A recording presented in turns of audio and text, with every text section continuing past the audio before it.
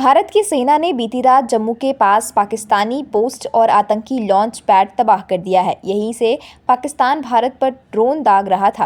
पाकिस्तान ने लगातार चौथे दिन भी शनिवार की सुबह भारत पर ड्रोन्स और मिसाइल से हमले किए हैं। पंजाब के पठानकोट और श्रीनगर एयरबेस में तेज़ धमाके सुनाई दिए।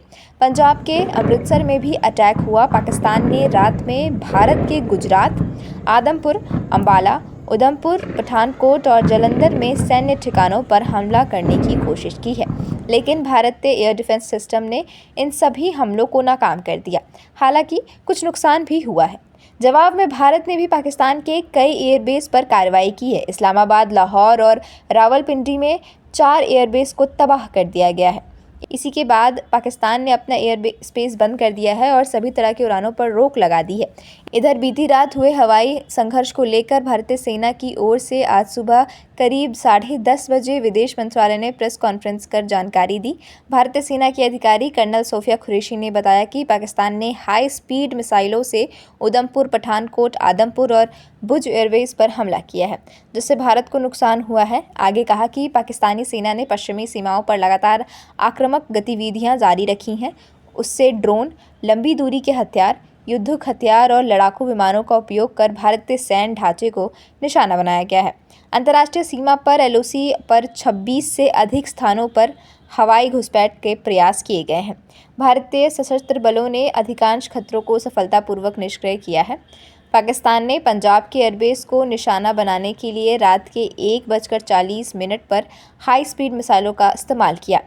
चिंता का विषय ये रहा कि पाकिस्तान ने लाहौर से उड़ान भरने वाले नागरिक विमानों की आड़ लेकर अंतर्राष्ट्रीय हवाई मार्गों का दुरुपयोग किया है, ताकि वे अपनी गतिविधियां छुपा सके। 8 से 9 मई 2025 की मध्य रात्रि को पाकिस्तानी सेना ने सैन्य बुनियादी ढांचे को निशाना बनाने के इरादे से पूरी पश्चिमी सेना पर भारतीय वायु क्षेत्र का कई बार उल्लंघन किया। यही नहीं, बल्कि पाकिस्तानी सेना ने नियंत्रण रेखा पर भारी कैलिबर वाले हथियारों से गोलीबारी भी की। अंतर्राष्ट्रीय सीमा और नियंत्रण रेखा पर लेह से लेकर सरक्रीक तक 36 स्थानों पर 300 से 400 लगभग ड्रोनों का इस्तेमाल घुसपैठ का प्रयास करने के लिए किया गया। भारतीय सशस्त्र बलों ने काइनेटिक्स व नॉन काइनेटिक साधनों का उपयोग करके इनमें से कई ड्रोन्स को मार गिराया। इतने बड़े पैमाने पर हवाई घुसपैठों का संभावित उद्देश्य वायु रक्षा प्रणालियों का परीक्षण करना और खुफिया जानकारी इकट्ठा करना था। ड्रोन के मलबे की फोरेंसिक जांच की जा रही है। प्रारंभिक रिपोर्ट्स से पता चलता है कि वे तुर्की के असीस गार्ड सोंगर ड्रोन्स हैं। इसके उपरांत रात में पाकिस्तान के एक सशस्त्र यूएवी ने भटिंडा सैन्य स्टेशन को निशाना बनाने की कोशिश भी की, जिसे पकड़ा गया और उसे निष्क्रिय कर दिया गया। पाकिस्तानी हमले के जवाब में पाकिस्तान में 4 हवाई रक्षा स्थलों पर सशस्त्र ड्रोन्स लॉन्च किए गए। इनमें से एक ड्रोन एडी रडार को नष्ट करने में सक्षम रहा। पाकिस्तान ने जम्मू कश्मीर के तंगधार, उरी, पुंछ, मेंढर, राजौरी, अखनूर और उधमपुर में भारी कैलिबर आर्टिलरी गन और सशस्त्र ड्रोन्स का उपयोग करके नियंत्रण रेखा के पार गोलीबारी भी की, जिसके परिणाम स्वरूप भारतीय सेना के कुछ जवान हताहत हुए और घायल हुए। भारतीय जवाबी कार्रवाई में पाकिस्तानी सेना को भी बड़ा नुकसान पहुंचाया गया। इसके अलावा पाकिस्तान का गैर जिम्मेदाराना व्यवहार फिर से सामने आया। 7 मई 2025 को रात 8:30 बजे एक असफल अकारण ड्रोन और मिसाइल हमला करने के बावजूद पाकिस्तान ने अपना नागरिक हवाई क्षेत्र बंद नहीं किया। पाकिस्तान अपने नागरिक विमानों को ढाल के रूप में इस्तेमाल कर रहा है, जबकि उसे अच्छी तरह से पता है कि भारत पर उसके हमले से हवाई रक्षा की तीव्र प्रतिक्रिया होगी। यह भारत और पाकिस्तान के बीच अंतर्राष्ट्रीय सीमा के पास उड़ान भरने वाले अंतर्राष्ट्रीय उड़ानों सहित नागरिक विमानों के लिए सुरक्षित नहीं है। यहाँ स्क्रीन शॉट में पंजाब सेक्टर में पंजाब सेक्टर में हाई एयर डिफेंस अलर्ट स्थिति के दौरान एप्लीकेशन फ्लाइट रडार 24 का डेटा दिखाया गया है, जैसा कि आप देख रहे हैं यहाँ पर। भारतीय पक्ष का हवाई क्षेत्र घोषित बंद के कारण नागरिक हवाई यातायात से पूरी तरह से रहित है। कराची और लाहौर के बीच के हवाई अड्डे मार्ग पर नागरिक एयरलाइंस उड़ान भर रही है। हाई अलर्ट किया गया है विमान फ्लाइनेस एविएशन का एयरबस 320, जैसा कि आप यहाँ देख रहे हैं,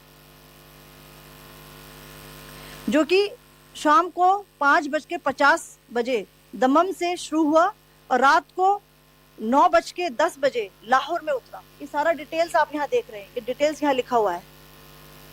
कैन यू सी दिस?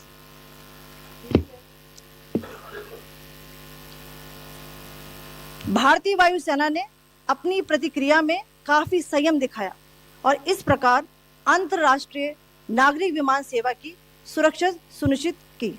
धन्यवाद। जय हिंद। कमांडर व्योमिका सिंह ने कहा कि ये एक सुनियोजित प्रतिक्रिया में भारतीय सशस्त्र बलों ने केवल चिन्हित सैन्य लक्ष्यों पर सटीक हमला किया है जहां जहां उन्हें पता था। पाकिस्तान ने लगातार दुर्भावपूर्ण गलत सूचना अभियान चलाने का प्रयास किया है, जिसमें भारतीय S-400 प्रणाली को नष्ट करने, सूरतगढ़ और सिरसा में एयरफील्ड को नष्ट करने का दावा किया गया है। भारत पाकिस्तान द्वारा फैलाए जा रहे इन झूठे दावों को स्पष्ट रूप से खारिज करता है। On the intervening night of 8-9 May 2025, Pakistan military carried out multiple violations of Indian airspace along the entire western border with an intent to target military infrastructure. Pakistan military also resorted to firing of heavy caliber weapons along the line of control. Along the international border and line of control, drone intrusions were attempted from Leh to Sir Creek at 36 locations with approximately 300 to 400 drones. Indian Armed Forces brought down a number of these drones using kinetic and non-kinetic means. The possible purpose of these large-scale aerial intrusions were to test the AD systems and gather intelligence. Forensic examination of the drone debris is being undertaken. Preliminary reports suggest them to be of Aziz Guard Songa drone of Turkey. Later in the night, an armed UAV of Pakistan attempted to target Bhatinda military station, which was detected and neutralized. In response to the Pakistani attack, armed drones were launched at 4 air defense sites in Pakistan. One of the drones was able to destroy an AD radar. Pakistan also carried out artillery shelling across the line of control using heavy caliber artillery guns and armed drones at Tangdhar, Uri, Poonch, Mendhar, Rajouri, Akhnur and Udhampur in Jammu and Kashmir area, which resulted in some losses and injuries to Indian Army personnel. Pakistan Army also suffered major losses in Indian retaliatory fire. Additionally, Pakistan's irresponsible behavior again came to fore. Pakistan did not close its civil airspace despite it launching a failed unprovoked drone and missile attack on 7th May at 8:30 hours in the evening.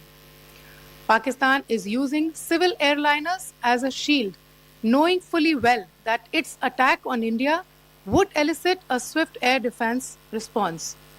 This is not safe for the unsuspecting civil airliners, including the international flights which were flying near IB between India and Pakistan. The screenshot we just showed and we shall share with you, it shows the data of the application Flight Radar 24 during a high air defense alert situation in the Punjab sector. As you have seen, the airspace on the Indian side is absolutely devoid of civil air traffic due to our declared closure. However, there are civil airlines flying the air route between Karachi and Lahore. Amongst the other civil aircraft that you can see, we have highlighted an aircraft which is Airbus 320 of Flynas Aviation, which was originated from Dammam at 1750 hours and landed later at Lahore at 2110 hours in the night. Indian Air Force demonstrated considerable restraint in its response, thus ensuring safety of international civil carrier.